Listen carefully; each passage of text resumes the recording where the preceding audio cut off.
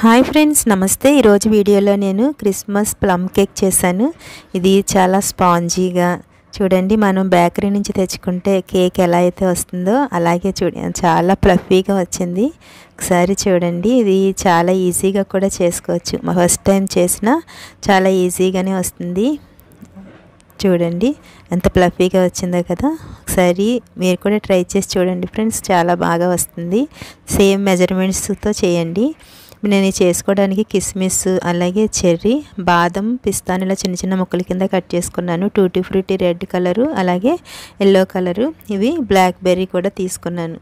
వీటన్నిటిని ఇలాగా ఒక బౌల్లో వేసుకోండి.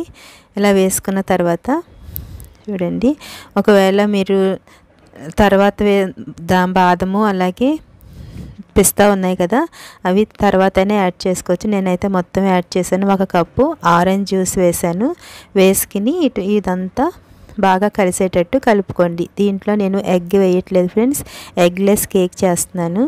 ఇలా కలుపుకున్న తర్వాత దీన్ని ఒక అరగంట సేపు నాననిద్దాము ఆరెంజ్ జ్యూస్లో. చూడండి, ఒక అరగంట తర్వాత ఇవన్నీ మంచిగా నానియి. చూసారు కదా. ఇప్పుడు దీన్ని మనము ఒకసారి పక్కన పెట్టుకుందాం. మనం ఇప్పుడు స్టవ్ వెలిగించి ఒక ప్యాన్ పెట్టుకోండి. నేను ఇక్కడ 3/4 కప్పు షుగర్ తీసుకున్నాను. షుగర్ వేసుకున్న తర్వాత 1 స్పూను వాటర్ వేసుకోండి. ఎందుకంటే నాది షుగర్ ఇది కొంచెం పెద్దగా ఉంది, అందుకని చెప్పి నేను కొంచెం వాటర్ వేసాను. దీన్ని ఇప్పుడు మనం క్యారమిల్ చేసుకోవాలి. ఇదంతా కరిగేటప్పటికి కొంచెం ఒక 3 నుంచి 4 నిమిషాలు టైం పడుతుంది. ఇదంతా ఇలా కరిగిన తర్వాత మంచిగా క్యారమిల్ అనేది వస్తుంది. క్యారమిల్తో చేసిన కేక్ చాలా టేస్టీగా ఉంటుంది ఫ్రెండ్స్. ఇలా అయిన తర్వాత ఇప్పుడు దీంట్లో నేను ఒక చిన్న గ్లాసు వాటర్ వేస్తున్నాను. ఇలా కొంచెం ఇవంతా పొగలు వస్తాయి, కొంచెం జాగ్రత్తగా వేసుకోండి. ఇలా వేసిన తర్వాత దీన్ని 1 మినిట్ ఇలాగా కుక్ చేసుకోవాలి. ఇలా చేసిన తర్వాత ఇప్పుడు మనం ఫస్ట్ కేక్ ప్రిపేర్ చేసుకోవడానికి స్టవ్ మీద ఇలా కుక్కర్ పెట్టుకుని ప్రీహీట్ చేసుకోండి. ఒక 10 నిమిషాలు ప్రీహీట్ చేసుకున్న తర్వాత ఇప్పుడు నేను ఒక బౌల్ తీసుకుని ఒక చిన్న గ్లాస్తో వేసాను. చిన్న గ్లాస్తో పాలు, అలాగే ఒక చిన్న గ్లాస్తో ఆయిల్, ఎటువంటి ఫ్లేవర్ లేని ఆయిల్ వేసుకోండి. చూడండి, సన్ఫ్లవర్ ఆయిల్ వేసాను. ఈ రెండు బాగా మిక్స్ అయ్యేటట్టు కింద కలుపుకోవాలి. చూడండి, విస్కర్తో కొంచెం ఇలాగా బాగా ఇలా గిలకొట్టినట్టయితే మంచిగా మిక్స్ అవుతుంది. ఇలా మిక్స్ అయిన తర్వాత ఇలా నేను దీని మీద స్టైనర్ పెట్టుకున్నాను. 1 కప్పు మైదా పిండి వేసుకున్నాను. అలాగే ఒక 2 స్పూన్లు మిల్క్ పౌడర్ వేసుకోండి. మిల్క్ పౌడర్ వేసుకుంటే కేక్ టేస్ట్ బాగుంటుంది. బేకింగ్ పౌడర్ 1/2 టీ స్పూన్, అలాగే 1/4 టీ స్పూన్ బేకింగ్ సోడా వేసుకోండి. అలాగే కొంచెం దాల్చిన చెక్క పౌడర్ ఒక 1/2 టీ స్పూన్ వేసుకుని ఇదంతా బాగా కలిసేటట్టు కింద ఇలాగ జల్లించుకోవాలి. ఇలా జల్లించుకోవడం వల్ల ఇవి మనం వేసుకున్నవన్నీ కూడా మంచిగా కలిసి కేక్ చాలా ఫ్లఫీగా వస్తుంది. ఒకసారి ఇదంతా ఇలా చేసుకోండి. చేసిన తర్వాత ఇప్పుడు దీన్ని మనము ఇలాగా స్పాచులాతో కలుపుకోండి. ఇదంతా బాగా కలిసేటట్టు కింద కలుపుకోండి. ఒకసారి ఇలాగా కలిపిన తర్వాత చూడండి, దీనికి ఇలాగా ఈ పాలు ఆయిల్ సరిపోలేదు. ఇప్పుడు దీంట్లో మనము క్యారమిల్ చేసుకున్నాం కదా, దాన్ని వేసుకోవాలి. ఒకసారి విస్కర్తో కలుపుకోండి. ఇలా విస్కర్తో కలిపిన తర్వాత ఈ సిరప్ అంతటిని దీంట్లో వేసుకోండి, సరిపోతుంది. ఇదంతా వేసుకున్న తర్వాత ఎటువంటి లమ్స్ లేకుండా చక్కగా కలుపుకోవాలి.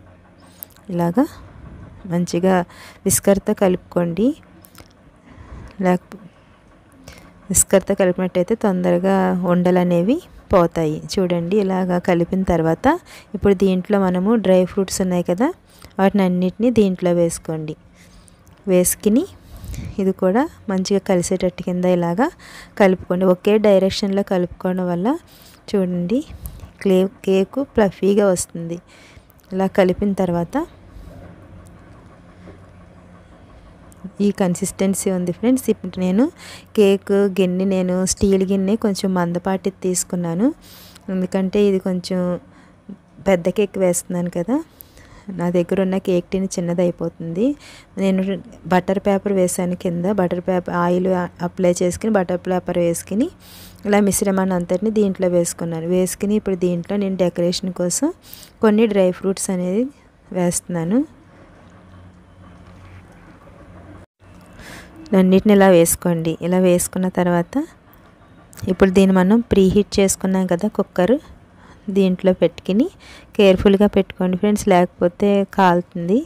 దీంట్లో పెట్టుకుని నేను దీన్ని 45 నుంచి 50 నిమిషాలు మీడియం టు లో ఫ్లేమ్లో పెట్టుకుని కుక్ చేసుకోండి. ఒకసారి కేక్ ఎలా అయిందో చూద్దాం. మనం ఎప్పుడైనా సరే కేక్ చెక్ చేసేటప్పుడు మధ్యలోనే చెక్ చేసుకోవాలి. చూడండి చాలా నీట్గా వచ్చింది కదా స్పూను. అయిన తర్వాత ఇప్పుడు దీన్ని మనం బయటికి తీసుకుని చల్లారనిద్దాం. ఇలా ఉంచేసినట్లయితే మాడిపోతుంది కేకు. చూసారా ఎంత మంచిగా వచ్చిందో. ఇప్పుడు దీన్ని మనము చల్లారిన తర్వాత డిమౌల్డ్ చేసుకుందాము. ఒకసారి ఇలాగ చాక్ తోటి వార్లు ఇలాగ మనం లూజ్ చేసినట్టయితే మంచిగా వస్తుంది. ఇలా చేసిన తర్వాత దీన్ని ఇలాగా టర్న్ చేసుకోండి. చాలా ఈజీగానే వచ్చేస్తుంది ఫ్రెండ్స్. చూసారా చక్కగా వచ్చింది. ఇప్పుడు దీని మీద ఉన్న బటర్ పేపర్ తీసేసుకుందాం. దీన్ని తీసుకున్న తర్వాత ఇప్పుడు దీన్ని మళ్ళీ మనం ఇలాగా చూడండి ఎంత ఫ్లఫీగా వచ్చిందో. ఇలా టర్న్ చేసుకోండి. ఇలా టర్న్ చేసుకున్న తర్వాత ఇప్పుడు దీన్ని మనం కట్ చేసుకుందాం. ఫ్రెండ్స్ మీరు నా వీడియోని ఫస్ట్ టైం చూస్తున్నట్లయితే ప్లీజ్ సబ్స్క్రైబ్ చేసుకోండి. అలాగే పక్కనే ఉన్న బెల్ ఐకాన్ క్లిక్ చేసినట్లయితే ఆల్ అనే బటన్ వస్తుంది. దాన్ని ప్రెస్ చేసినట్లయితే నేను ఏ వీడియో పెట్టినా మీకు నోటిఫికేషన్ వస్తుంది. మీకు నా వీడియో నచ్చినట్లయితే లైక్ చేయండి friends. Okay friends, thanks for watching.